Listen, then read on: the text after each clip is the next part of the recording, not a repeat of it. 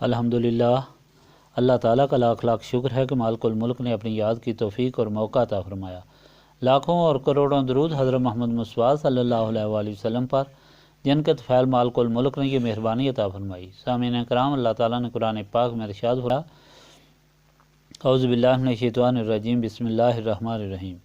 آپ سے پوچھتے ہیں کہ ہم کیا خرچ کریں؟ آپ صلی اللہ علیہ وآلہ وسلم فرما دیں، جو مال بھی تم نیکی میں خرچ کرو، اس کے حقدار تمہارے والدین، تمہارے رشتہ دار، یتیم، مسکین اور مسافر ہیں، اور نیکی کا جو کام بھی تم کرو تو بے شک اللہ تعالیٰ اس کو جانتا ہے۔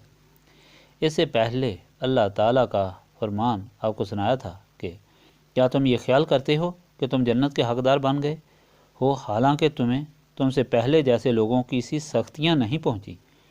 ان کو تو بہت سختی اور مصیبتوں نے گھیرا اور یہاں تک ہلا دیا کہ رسول اللہ صلی اللہ علیہ وآلہ وسلم اور ان کے ساتھ جو لوگ ایمان لائے تھے وہ پکار اٹھے کہ اللہ تعالیٰ کی مدد کب ہوگی؟ سن لو، بے شک اللہ تعالیٰ کی مدد قریب ہے۔ مالک الملک نے یہ ارشاد فرما دیا کہ کوئی آدمی بھی یہ خیال نہ کرے کہ وہ ایمان لے آیا ہے، اس نے اسلام قبول کر لی ہے، لہٰذا دین دنیا سب اس کی ہو گئی، وہ جو چاہے کرے اور اس پر کوئی آزمائش نہیں آئے گی۔ ایسی بات نہیں، یہ غلط بات ہے۔ اس دنیا میں آزمائش ضرور ہوتی ہے، دنیا آزمائش کا گھر ہے اور ہر انسان کو آزمائش سے گزرنا پڑتا ہے، اور سخت سے سخت آزمائش ہوتی ہے۔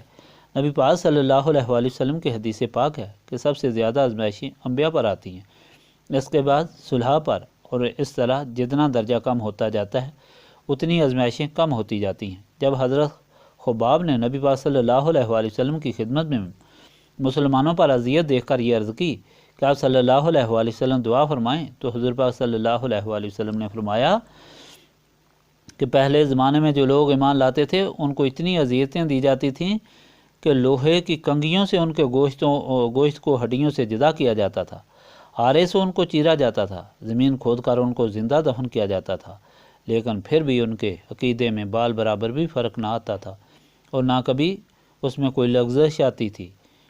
اللہ تعالیٰ نے یہ بھی بیان فرما دیا کہ یہ یاد رکھو کہ اللہ تعالیٰ ہر چیز سے واقف ہے اور وہ دیکھ رہا ہے۔ ایسی بات نہیں کہ مسلمان یا ایمان لانے والوں کو تکلیف یا آزمائش اس لیے آتی ہے کہ اللہ تعالیٰ دور ہے، اور جب تک اسے خبر پہنچتی ہے تو تکلیف پہنچ چکی ہوتی ہے۔ ایسی بات ہرگز نہیں۔ اللہ تعالیٰ ہر جگہ موجود ہے، بلکہ شعر سے بھی زیادہ نزدیک ہے، اس کی اجازت کے بغیر ایک پتا بھی نہیں ہل سکتا۔ یہی وجہ ہے کہ وہ لوگ جو ایمان لاتے ہیں اور آزمائشوں سے گزرتے ہیں انہیں ان آزمائشوں میں سرور اور کیف حاصل ہوتا ہے۔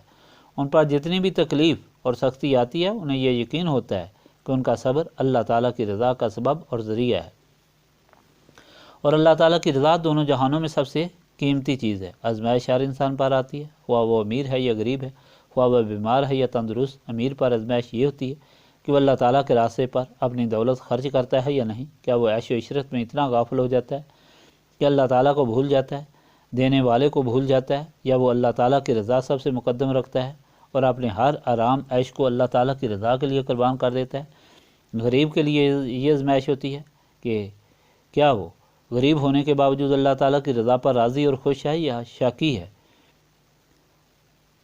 وہ بھی آزمائش ہے اور یہ بھی آزمائش ہے۔ اس طرح تندرست پر یہ آزمائش ہے کہ کیا وہ اپنی طاقت، اپنی صحت اللہ تعالیٰ کی عبادت میں خرچ کر رہا ہے، اللہ تعالیٰ کی رضا کے لیے خرچ کر رہا ہے، کیا اس میں غرور اور تکبر ہے یا عاجزی اور مسکینی ہے۔ بیمار اور کمزور پر یہ آزمائش ہوتی ہے کہ کیا وہ اس تکلیف اور مصیبت کے باوجود اللہ تعالیٰ کو یاد کرتا رہتا ہے۔ ان آزمائشوں کے متعلق کئی مرتبہ آپ کے سامنے انبیاء کرام کے واقعات بھی بیان کیے ہیں، کیونکہ انبیاء علیہ السلام کے واقعات ہمارے لیے مشعل راہ ہیں، وہ ہمارے لیے روشنی کے مینار ہیں جس کی روشنی میں چل کر ہم نے زندگی گزارنی ہے۔ آپ کے سامنے حضرت ابراہیم کا قصہ بیان کیا تھا کہ کس طرح ان کو ان کی قوم اور نمرود نے اذیتیں دی، یہاں تک کہ آگ میں جلانے کی کوشش کی، اور کس طرح جبرائیل، اسرافیل، میکائیل نے باری باری آ کر عرض کیا کہ ہم آپ کی مدد کرنا چاہتے ہیں، لیکن انہوں نے انکار کیا۔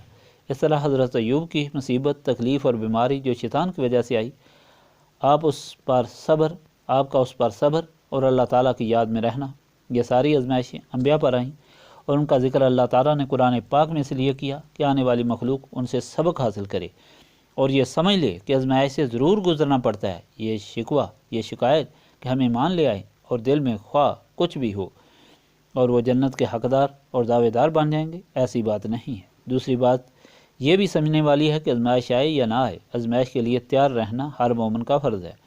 ہر مومن کو تیار رہنا چاہیے کہ خواہ کوئی مصیبت یا تکلیف آئے تو ہمیں ایک بال برابر بھی اپنے راستے سے نہیں ہٹا سکتی، اور اگر آ جائے تو اس میں اسے سرور اور کیف حاصل ہونا چاہیے۔ اور یہ جانی آزمائش کا ذکر تھا جو پچھلی دفعہ آپ کے سامنے بیان کیا تھا، کیونکہ جان انسان کو سب سے زیادہ عزیز ہوتی ہے۔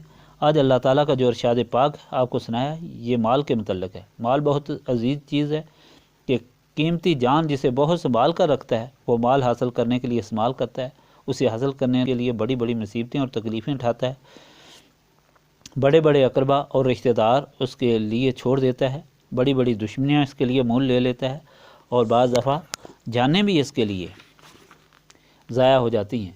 اس لیے حکم ہوا کہ تمہیں متقی اور پرہیزگار بننے کے لیے مال بھی خرچ کرنا پڑے گا۔ اس ارشاد پاک پر بعض صحابہ کرام نے نبی پاک صلی اللہ علیہ وآلہ وسلم کی خدمت میں عرض کی کہ مثال کے طور پر حضرت عمر بن جموع بہت بوڑھے اور بہت مالدار آدمی تھے۔ وہ رسول پاک صلی اللہ علیہ وآلہ وسلم کی خدمت میں حاضر ہوئے اور عرض کی، یا رسول اللہ صلی اللہ علیہ وآلہ وسلم، ہم کون سا مال خرچ کریں اور کس پر خرچ کریں؟ تو رسول پاک صلی اللہ علیہ وآلہ وسلم پر اللہ تعالیٰ نے وحی بھیجی اور یہ فرمان بھیجا کہ جو تم اللہ تعالیٰ کے راستے پر خرچ کرنا چاہتے ہو وہ وہی مال ہے جو جائز طریقے سے کمایا گیا اور حلال ہے، اور اسے خرچ کرنے کے لیے تمہارے لیے بہت راستے ہیں۔ یعنی سب کچھ بتا دیا کہ والدین کے لیے بھی، اقربا کے لیے بھی، یتیموں کے لیے بھی، مسکینوں کے لیے بھی، مسافروں کے لیے بھی، اس کے علاوہ اور کوئی رہتا ہی نہیں۔ یعنی ساری دنیا کی ضرورت مندوں کے لیے خرچ کرو، لیکن جو خرچ کرو وہ اللہ تعالیٰ کی رضا کے لیے ہو۔ اگر اللہ تعالیٰ کی رضا کے بغیر خرچ کرو گے، اپنی کسی دنیاوی محبت اور رشتہ داری کے لیے خرچ کرو گے، والدین سے اس لیے محبت کرو گے وہ تمہارے والدین ہیں، اور اللہ تعالیٰ کی رضا کو چھوڑ کر ان پر خرچ کرو گے یا پھر یتیموں پر یا اور کسی پر اللہ تعالیٰ کی رضا کے علاوہ خرچ کرو گے، تو اللہ تعالیٰ نے فرمایا کہ ایسے لوگوں کے اعمال ضائع کر دیے جائیں گے اور ہم ان کے لیے قیامت کے دن کوئی وزن قائم نہیں کریں گے۔ مال خرچ کرنے کے دو طریقے ہیں، ایک وہ جو اس کا اللہ تعالیٰ نے حکم دیا ہے جسے زکوٰۃ کہا جاتا ہے، وہ انسان پر فرض ہے، جس کی ایک خاص مقدار بتائی گئی ہے۔ ایسا مال والدین پر ممنوع ہے، وہ یتیموں، مسکینوں اور دوسرے مسافروں پر خرچ ہو سکتا ہے۔ لیکن اس کے علاوہ جو مال ہے اللہ تعالیٰ کا حکم ہے کہ وہ سب اللہ تعالیٰ کا دیا ہوا ہے، اس لیے اس مال کو اللہ تعالیٰ کی رضا کے لیے خرچ کرنا چاہیے، اور اس میں سب سے زیادہ ولیت والدین کی اس لیے اللہ تعالیٰ نے فرمائی کہ اللہ تعالیٰ کے حکم سے والدین اپنی اولاد سے محبت کرتے ہیں اور ان کا بڑا حق ہوتا ہے، ان کی بڑی خدمت ہوتی ہے۔ یہ صرف وہی آدمی سمجھ سکتا ہے جس کی اپنی اولاد ہو کہ والدین اپنی اولاد کے لیے کتنی مصیبتیں اور کتنی تکلیفیں اٹھاتے ہیں، اپنی ہر تکلیف برداشت کر لیتے ہیں، لیکن اپنی اولاد کی بال برابر تکلیف بھی ان کو گوارا نہیں ہوتی۔ یہ اس لیے نہیں کہ والدین یہ محبت از خود اپنی اولاد سے کرتے ہیں، بلکہ یہ محبت اللہ تعالیٰ کی دی ہوئی ہے، اور اللہ تعالیٰ نے ربوبیت کا ایک ادنا درجہ والدین میں ڈالا ہوا ہے، جس کے طفیل وہ اولاد کے لیے اپنی جانیں بھی قربان کرتے ہیں۔ چونکہ اللہ تعالیٰ نے والدین کو دلی طور پر مجبور کیا ہے کہ اپنی اولاد پر وہ اپنی مہربانی اور خدمت کریں، تو اللہ تعالیٰ یہ فرماتا ہے کہ اگر مجھے راضی کرنا ہے کہ ان کی خدمت کرو، یہ اللہ تعالیٰ کی رضا کے لیے ہوتا ہے۔ اس طرح جتنے بھی مسکین یتیم ہیں ان پر جو خرچ کرو وہ اللہ تعالیٰ کی رضا کے لیے ہو۔ اگر اللہ تعالیٰ کی رضا کے لیے نہ ہو تو اس کی کوئی قیمت نہیں رہتی، خرچ کی بھی قیمت نہیں رہتی، عبادت کی بھی قیمت نہیں رہتی۔ اب یہ کہ کتنا خرچ کرنا چاہیے، اس پر کئی لوگوں نے اپنی مختلف راز ظاہر کی ہیں، اور اکثر نے یہ کہا ہے جو اپنی ضرورت سے زائد ہو وہ خرچ کرنا چاہیے، لیکن یہ بات درست نہیں ہے۔ پہلی بات تو یہ ہے کہ انسان کی ضرورت پوری ہو ہی نہیں سکتی۔ ضرورت ایسی چیز ہے کہ اگر اربوں روپے بھی خرچ کر دیا جائے تو پھر اور ضرورت پیدا ہو جاتی ہے، انسان کی ضرورتیں اور بڑھتی چلی جاتی ہیں، اس لیے ضرورت کی بات غلط ہے۔ دوسری بات کہ یہ صحابہ کرام کی سنت کے خلاف ہے، کیونکہ صحابہ کرام نے تو اپنے تن کے کپڑے بھی اللہ تعالیٰ کے راستے میں دے دیے تھے، اپنا سب کچھ اللہ تعالیٰ کے راستے میں لوٹا دیا تھا۔ معلوم یہ ہوا کہ ہر چیز اللہ تعالیٰ کے راستے میں خرچ کرنی چاہیے، لیکن خرچ کرنے کا طریقہ یہ ہے کہ خرچ اللہ تعالیٰ کی رضا کے لیے ہونا چاہیے۔ یہی صحابہ کرام کا عمل تھا۔ آپ کے سامنے حضرت بکر صدیق کا واقعہ اسی ضمن میں کئی بار بیان کیا ہے کہ جس وقت آپ اسلام لائے تو آپ مکہ معظمہ کے سب سے امیر آدمی تھے۔ اس وقت آپ کے پاس 40,000 اشرفیاں تھیں۔ اسلام لانے پر آپ نے سب کچھ اللہ تعالیٰ کے راستے پر خرچ کر دیا۔ جہاں جہاں نبی پاک صلی اللہ علیہ وآلہ وسلم کا ارشاد ہوتا تھا وہاں خرچ کرتے تھے، اور یہ یقین رکھتے تھے کہ اس میں اللہ تعالیٰ کی رضا اور حکم ہے۔ صرف 6000 اشرفیاں آپ نے اس لیے سنبھال کر رکھی تھیں کہ نبی پاک صلی اللہ علیہ وآلہ وسلم نے اشارہ دیا تھا کہ جب مجھے ہجرت کا حکم ہوگا تو تم میرے ساتھ ہوگے۔ وہ اشرفیاں اس لیے رکھی کہ حضور پاک صلی اللہ علیہ وآلہ وسلم کو سفر میں تکلیف نہ ہو۔ اپنی طرف سے انہوں نے یہ بھی اللہ تعالیٰ کے راستے میں خرچ کر دی تھی۔ رسول پاک صلی اللہ علیہ وآلہ وسلم کی ضروریات کے لیے انہوں نے وقف کی ہوئی تھی۔ جب ہجرت کا حکم ہوا تو نبی پاک صلی اللہ علیہ وآلہ وسلم کے ساتھ حضرت ابوبکر صدیق چل پڑے۔ جب سفر اختیار کیا تو دونوں چیزیں قربان کر دی، جان بھی قربان کر دی اور مال بھی قربان کر دیا۔ جان اس طرح قربان کی، جب سفر میں تھے تو حضرت ابوبکر صدیق کبھی دوڑ کر آگے چلے جاتے تھے، کبھی دوڑ کر پیچھے چلے جاتے تھے، کبھی دائیں طرف جاتے تھے، کبھی بائیں طرف جاتے تھے۔ نبی پاک صلی اللہ علیہ وآلہ وسلم نے پوچھا کہ ابو بکر یہ کیا کر رہے ہو؟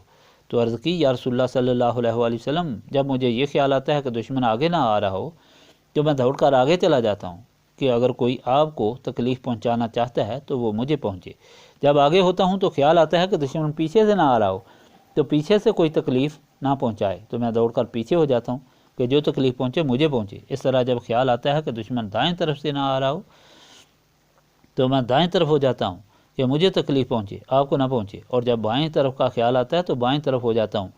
اسی طرح سارا سفر دیوانہ وار طے کیا۔ غار ثور میں جب پہلی رات تشریف لے گئے تو حضور پاک صلی اللہ علیہ وآلہ وسلم سے عرض کی کہ حضور پاک صلی اللہ علیہ وآلہ وسلم آپ باہر ٹھہریں، پہلے میں اندر سے صفائی کر لوں، اس کے بعد تشریف لے آئیں۔ اندر جا کر صفائی کی اور پگڑی اتار کر اس کو پھاڑا اور ایک ایک سوراخ کو بند کیا کہ کس طرف سے کوئی ایسی موذی چیز اندر نہ آ جائے جو رسول پاک صلی اللہ علیہ وآلہ وسلم کو کسی قسم کی تکلیف پہنچائے۔ سارے سوراخ بند کر دیے، صرف ایک سوراخ باقی رہ گیا اور کپڑا ختم ہو گیا۔ تو رسول پاک صلی اللہ علیہ وآلہ وسلم سے عرض کی کہ آپ تشریف لائیں۔ آپ صلی اللہ علیہ وآلہ وسلم آئے تو حضرت بکر صدیق بیٹھ گئے اور پاؤں کے انگوٹھے سے اس سوراخ کو بند کر کے رکھا کہ اگر اس میں سے کوئی چیز آئی تو میری جان کو نقصان پہنچے، رسول پاک صلی اللہ علیہ وآلہ وسلم کو نہ پہنچے۔ حضور پاک صلی اللہ علیہ وآلہ وسلم وہاں تشریف فرما ہوئے اور سر مبارک حضرت بکر صدیق کی گود میں رکھ دیا اور سو گئے۔ اس سوراخ میں سے ایک سانپ نکلا، کہتے تو یہ ہیں کہ وہ بھی دیدار کے لیے نکلا کہ نبی پاک صلی اللہ علیہ وآلہ وسلم کا دیدار کرے، لیکن اسے غصہ آیا کہ میرا راستہ کیوں بند کیا ہوا ہے، تو اس نے حضرت بکر صدیق کو ڈنگ مار دیا۔ آپ کو انتہائی درد ہوا لیکن ایک بال برابر بھی جنبش نہ کی کہ کہیں حضور پاک صلی اللہ علیہ وآلہ وسلم جاگ نہ جائیں اور آپ صلی اللہ علیہ وآلہ وسلم کے رام میں خلل نہ ہو۔ درد کی شدت سے آنسو گرے۔ وہ آنسو جب نبی پاک صلی اللہ علیہ وآلہ وسلم پر گرے تو آپ صلی اللہ علیہ وآلہ وسلم نے پوچھا کیا بات ہے؟ عرض کی یا رسول اللہ صلی اللہ علیہ وآلہ وسلم کسی چیز نے کاٹا ہے۔ تو حضور پاک صلی اللہ علیہ وآلہ وسلم نے وہاں لعاب مبارک لگائی تو فوراً آرام آ گیا۔ یہ حضرت بکر صدیق کی جان کی قربانی تھی۔ اس طرح مال کی قربانی یہ تھی کہ سب کچھ اللہ تعالیٰ کے راستے پر لوٹا دیا، اور جب سفر پر نکلے تو وہ 6000 اشرفیاں بھی ساتھ لے لیں۔ ماں باپ اور 2 چھوٹی شہزادیاں حضرت عائشہ صدیقہ اور حضرت اسما پیچھے رہ گئیں۔ جب حضرت بکر صدیق کے باپ ابو قحافہ کو پتہ چلا کہ ابو بکر چلا گیا تو وہ اپنی پوتیوں کو دیکھنے کے لیے آئے۔ آ کر کہا مجھے پتہ چلا ہے کہ ابو بکر چلا گیا اور مجھے یقین ہے کہ وہ سب کچھ ساتھ لے گیا ہوگا، تمہارے لیے اس نے کچھ نہ چھوڑا ہوگا۔ نیک لوگوں کی اولاد بھی نیک ہوتی ہے جو صدق دل سے سب کچھ اپنا اللہ تعالیٰ کے راستے پر قربان کرتے ہیں، اللہ تعالیٰ ان کی ہر چیز کو اپنا بنا لیتا ہے۔ چھوٹی چھوٹی شہزادیوں نے عرض کی کہ نہیں دادا جان، ابا جان نے ہمارے لیے بہت سا مال چھوڑا ہے۔ حضرت ابو قحافہ اس وقت تک مسلمان نہیں ہوئے تھے اور آپ کی نظر ختم ہو گئی تھی۔ شہزادیاں باہر جا کر کنکریاں لائیں اور ان پر کپڑا رکھا اور اپنے دادا کا ہاتھ اس پر پھیرا کہ دیکھو ہمارے لیے کتنی دولت چھوڑ کر گئے ہیں۔ دادے نے جب ہاتھ پھیرا تو خوش ہوئے کہ ہاں کافی چھوڑ کر گیا ہے۔ یہ کیفیت مال اور جان کے خرچ کرنے کی تھی۔ حضرت بکر صدیق کا یہ ایک واقعہ نہیں بلکہ کئی اور واقعات بھی ہیں، لیکن یہ بے مثال واقعہ ہے جس کی اور کوئی مثال ہی نہیں۔ یہی وجہ ہے کہ آپ کو انبیاء کے بعد سب سے بلند رتبہ ملا۔ اس طرح دوسرے صحابہ کرام نے بھی ہر چیز حضور پاک صلی اللہ علیہ وآلہ وسلم پر قربان کرنا اپنی سعادت سمجھی۔ نبی پاک صلی اللہ علیہ وآلہ وسلم جب مدینہ پاک تشریف لے گئے تو پانی پر یہودیوں کا قبضہ تھا۔ حضرت عثمان نے اپنی آدھی دولت دے کر پانی کا نصف کنواں خریدا اور مسلمانوں کے لیے وقف کر دیا۔ نصف کنواں پورا نہ ہوا تو بقایا نصف کنواں بھی پوری دولت دے کر مسلمانوں کے لیے وقف کر دیا۔ جنگ تبوک کا جب وقت ہوا اور رومیوں کے لیے جنگ کی تیاری ہوئی تو نبی پاک صلی اللہ علیہ وآلہ وسلم نے حکم دیا کہ اپنی استطاعت کے مطابق اس میں حصہ دو۔ تو ایک صحابی جو بہت غریب تھے، نادار تھے اور کچھ نہ تھا، تو ساری رات یہودی کے باغ کو پانی لگاتے رہے اور جو مزدوری ملی وہ نبی پاک صلی اللہ علیہ وآلہ وسلم کی خدمت میں پیش کر دی۔ یہ ان لوگوں کی حالت تھی جنہوں نے نبی پاک صلی اللہ علیہ وآلہ وسلم کی غلامی اختیار کی اور ان آزمائشوں پر وہ پورے اترے، وہ کامیاب ہوئے اور دنیا اور آخرت میں انہوں نے اعلیٰ مرتبہ حاصل کیا۔ سمجھنے والی بات یہ ہے کہ بعض لوگوں کا یہ خیال ہوتا ہے کہ انہیں والدین جو حکم دیں اس پر ہی عمل کرنا چاہیے۔ ایسی بات نہیں، ان کا حکم ماننا اللہ تعالیٰ کا حکم ماننے سے مشروط ہے۔ والدین کے لیے حکم یہ آیا ہے کہ ان کے سامنے اوہ مت کہو، اور جو کچھ تمہارا ہے سب ان کے لیے ہے۔ ایک صحابی نے نبی پاک صلی اللہ علیہ وآلہ وسلم کی خدمت میں عرض کی، یا رسول اللہ صلی اللہ علیہ وآلہ وسلم، فلاں چیز میری ہے اور میرا باپ وہ مجھ سے چھیننا چاہتا ہے، میرے لیے کیا حکم ہے؟ فرمایا، تیری کیا چیز ہے؟ تیرا کچھ بھی نہیں، تو بھی تیرا مال بھی سب تیرے باپ کا ہے۔ تو کس چیز کا دعوے دار نہیں، تو اگر موجود ہے تو باپ کی وجہ سے موجود ہے، اس لیے تیری کوئی چیز نہیں۔ والدین کا اتنا زبردست حق بتایا گیا ہے، لیکن جہاں اللہ تعالیٰ کا حق ہو وہاں سارے حقوق قربان کرنے پڑتے ہیں۔ اللہ تعالیٰ نے یہ فرمایا کہ ماں باپ کی تابع داری کرو، ماں کے پاؤں کے نیچے جنت ہے، اور یہ فرمایا کہ ماں باپ کو راضی کرو۔ سب سے زیادہ بد دعا باپ کی لگتی ہے، لیکن ساتھ یہ فرما دیا کہ اگر اللہ تعالیٰ کے راستے سے ماں باپ روکیں تو خبردار ان کی بات نہ مانو۔ یہ محبت بھی تم کو اللہ تعالیٰ کے راستے پر قربان کرنی پڑے گی، اور نبی پاک صلی اللہ علیہ وآلہ وسلم کے غلاموں نے اسی طرح کیا۔ حضرت سعد بن وقاص جب اسلام لائے تو آپ اپنی ماں باپ کے اکلوتے بیٹے تھے۔ آپ کی ماں کو پتہ چلا کہ سعد بن وقاص مسلمان ہو گیا ہے تو سعد کو بلایا اور کہا کہ سعد، میں نے سنا ہے تو نے نیا دین قبول کر لیا۔ انہوں نے فرمایا، ہاں میں نے دین قبول کر لیا ہے اور رسول پاک صلی اللہ علیہ وآلہ وسلم کی غلامی اختیار کر لی ہے۔ ماں نے کہا، بیٹا تمہیں یہ نیا دین چھوڑنا پڑے گا، اگر تم نہ چھوڑو گے تو میں کھانا پینا بند کر دوں گی اور اسی طرح بھوکی مر جاؤں گی۔ لوگ تمہیں شرمندہ کریں گے کہ سعد کی ماں بھوکی مر گئی اور سعد نے اسے مار دیا۔ چانچہ ماں نے بھوک ہڑتال کر دی اور حضرت سعد یہ کہہ کر واپس آ گئے کہ میں دین کو چھوڑ نہیں سکتا۔ حضرت سعد کو پتہ چلا کہ ماں آخری سانس لے رہی ہے، بھوک اور پیاس سے موت کے قریب ہو گئی ہے، تو حضرت سعد گئے اور اعلانیہ کہا کہ ماں تو ایک ماں ہے، اگر ایسی 1000 مائیں ہوں اور وہ بھی اس طرح بھوک اور پیاس سے مر جائیں تب بھی اللہ تعالیٰ کے رسول کی غلامی نہیں چھوڑوں گا۔ یہ ایمان تھا، یہ جذبہ تھا جس نے ماں کے دل کے کفر کے تالے توڑ دیے، اور ماں نے فوراً اسلام قبول کر لیا اور دنیا اور آخرت کی اذیت سے بچ گئی۔ سامعین اکرام، یہ سب آپ کے سامنے بیان کرنے کا مقصد صرف یہ ہے کہ اللہ تعالیٰ کا یہ قانون اور رسول ہے کہ انسان پر آزمائش ضرور آئے گی۔ آزمائش بہت سخت چیز ہے کہ ساتھ شیطان بھی ہو، ساتھ نفس بھی ہو، انسان کمزور بھی ہو اور بہت بڑی آزمائش بھی ہو تو انسان کسی صورت اس کا مقابلہ نہیں کر سکتا۔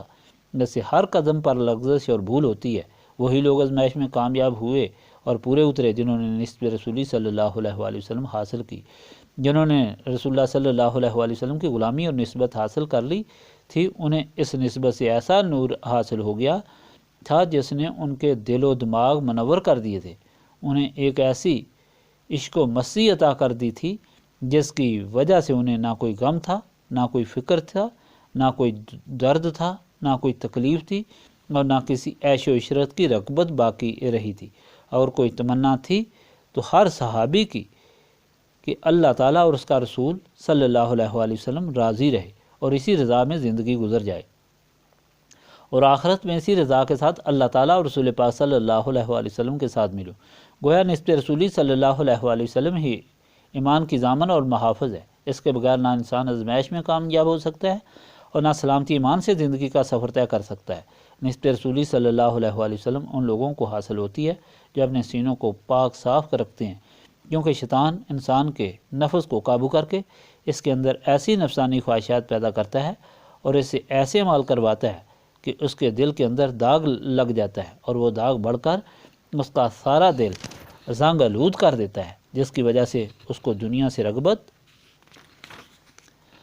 اور آخرت سے غفلت پیدا ہو جاتی ہے۔ نسبت رسولی صلی اللہ علیہ وآلہ وسلم حاصل کرنے کے لیے اس دل کو صاف کرنا پڑتا ہے، اس سینے کو صاف کرنا پڑتا ہے، اور اس کے لیے جو دعا اللہ تعالیٰ نے بتائی ہے وہ یاد الہی ہے، اور یہی اس محفل کی غرض و غایت ہے۔ وہ سارے لوگ جو وقتاً کئی قسم کی خواہشات اور آرزو لے کر آتے ہیں، انہیں یہاں بٹھا کر اللہ تعالیٰ کی یاد اس کثرت سے کرائی جاتی ہے کہ نفسانی خواہشات کی وجہ سے ان کے اندر جو زنگ ہو، جو سیاہی ہو، انہیں دنیا کی محبت یاد آتی ہے، آخرت سے غافل کرتی ہے، وہ دور ہو جائے، اور نسبت رسولی صلی اللہ علیہ وآلہ وسلم سے ان کے دل و دماغ منور ہو جائیں، اور اس طرح وہ دونوں جہانوں کے غموں سے نجات حاصل کریں اور دونوں جہان کی انہیں خوشیاں حاصل ہو جائیں۔ اس لیے یہاں بیٹھنے والوں یہ خیال رکھو کہ کس مقصد کے لیے آئے ہو اور کس مقصد کے لیے بیٹھے ہو، اور شیطان تمہارے نفس کو قابو کر کے، تمہارے دل و دماغ کو قابو کر کے تمہیں تمہاری ضروریات یاد دلائے، سفر کا وقت یاد دلائے، گھر یاد دلائے، تکلیف یاد دلائے، خوشی یاد دلائے، یا کوئی کشش بھی، کوئی مجبوری بھی یاد دلائے، تو فوراً یہ سمجھ لو کہ تم اللہ تعالیٰ کے سامنے بیٹھے ہو، اللہ تعالیٰ کی یاد میں بیٹھے ہو، اس اللہ تعالیٰ کے سامنے بیٹھے ہو جو ہر جگہ موجود ہے، جس کے قبضہ قدرت میں ہر چیز ہے، ایک پتہ اس کی اجازت کے بغیر نہیں ہل سکتا۔ اگر اللہ تعالیٰ راضی ہوا تو تم دونوں جہانوں میں کامیاب ہو جاؤ گے، اور اگر اس کی ناراضگی ہوئی تو دونوں جہاں میں تمہارے لیے رسوائی ہے۔ اللہم صلی علی سیدنا محمد وعلی آلہ وصحبہ صلاۃ تکون لنا امان من کل خوف، لا الہ الا انت سبحانک انی کنت من الظالمین، ربنا آتنا فی الدنیا حسنۃ وفی الآخرۃ حسنۃ وقنا عذاب النار، استغفر اللہ العظیم الذی لا الہ الا هو الحی القیوم واتوب الیہ، استغفر اللہ العظیم الذی لا الہ الا هو الحی القیوم واتوب الیہ، استغفر اللہ العظیم الذی لا الہ الا هو الحی القیوم واتوب الیہ، ربنا تقبل منا انک انت السمیع العلیم وتب علینا انک انت التواب الرحیم۔